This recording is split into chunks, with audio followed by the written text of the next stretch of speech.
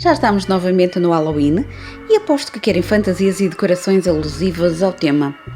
Pois bem, estou no canal certo, pois hoje vamos ver como fazer chapéus de bruxa, gnomos de Halloween, marcadores que são uns monstros e umas abóboras fabulosas.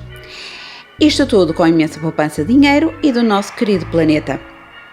Este vídeo tem como objetivo mostrar-nos vários vídeos aqui do canal com as instruções de como fazer tudo isto que acabei de enumerar. Todos os links estão na descrição ou na lista de reprodução dedicada a este tema. Vamos começar com os chapéus de bruxa. Este é um vídeo muito antigo, feito com o meu filho, na altura em que ele tinha paciência para maturar e teve de elaborar um projeto para a escola.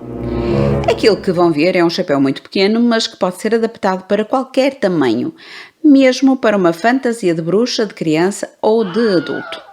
Sim, eu sei, é um vídeo daquele tempo em que mal sabia fazer vídeos e que até pode ser um pouco longo, mas é sem dúvida uma recordação enorme que tenho com o meu filho, que ficará para sempre.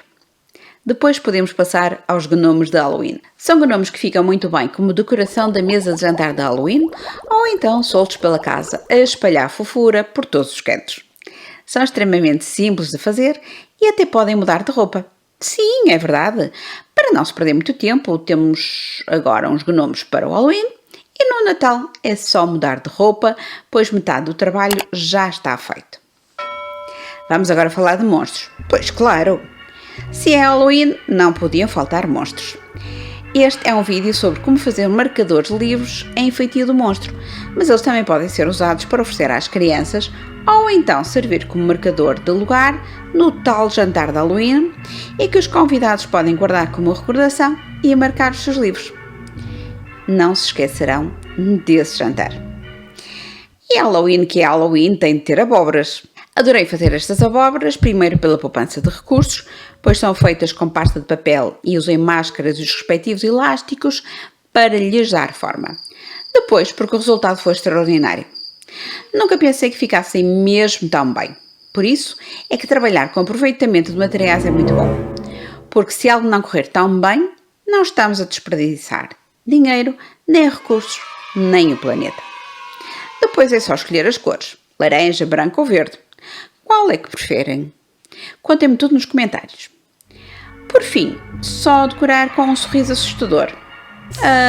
Quer dizer, assustador não foi bem o caso, pois acho que são muito mais fofinhas do que assustadoras.